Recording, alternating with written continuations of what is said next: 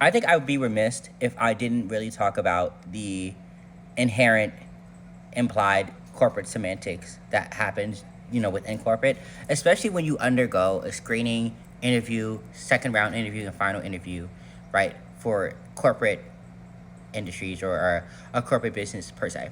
Like, for instance, I have a background in accounting, right? I have a degree in accounting and immense experience, like 3.5 years in internal audit, right? I graduated from Muhlenberg, go Mules, whatever the fuck. And yeah, I got my, accounting degree from there. Great, right? And I wanted to go to an internal audit department or an internal audit, sorry, as a sophomore. I knew that off the bat because external audit was excruciating and talking about working 80 hours. Get the fuck up out my face. Either way, I'm sorry. Either way, I found out quickly, like going into that specific niche of the accounting world or industry, that it was still like high school, like adjacent in a way, right? Even if you just came to work and just wanted to do your job, right? And I say that to say, understanding that more times than not, you have to make the adult decision to stay in an environment, right? Or leave an environment, rather. I meant to say leave an environment that is just not copacetic and or aligns with who you want to be or what you want to be doing at work. Essentially, you're telling me that like I'm supposed to take up or endure certain things for the sake of having an elongated, elaborate resume so that those recruiters in the future can, be well equipped to sell me or pitch me to certain uh, industries or businesses, because there are gaps in my resume, right? And I couldn't explain them, right? But definitely I can't really, and I'm gonna start explaining why certain gaps are the way they are, right? Specifically, most recently, because when you endure, again, going back to that whole semantics type of conversation, right? Disorganization, dysfunction, uh, what's the word I'm looking for? Corruption in a company, right? Indirectly, right? And directly, and you whistleblow, right? You then are then, sorry, I'm really just heated. You are then expected not to talk about that, right? Within a given space when you interview or when you screen for a call, because it makes you look bitter or makes you look uneducated, which I just never understood that. And that is the implied semantics I am referring to.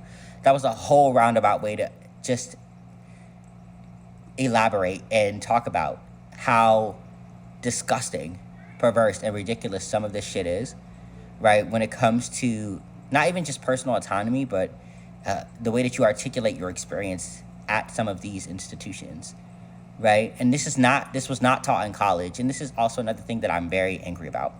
Like the corporate semantics should have been a course in college, and it wasn't, right? And this is what you learn in real time, and then you're then, I keep using that. I do to apologize. Expected to just sit with it and just be like, well, you're gonna have to deal with this so it doesn't affect you later on when recruiters look at your resume and you decided to stay, for X amount of years at a job because you're loyal or whatever the case may be. Like, I say that to say it's just really disheartening to understand that. And I'm gonna start articulating the corruptness, or I don't even think that's a word. Those who are corrupt, right, at an institution, I decided to whistleblow because it didn't make any sense, right?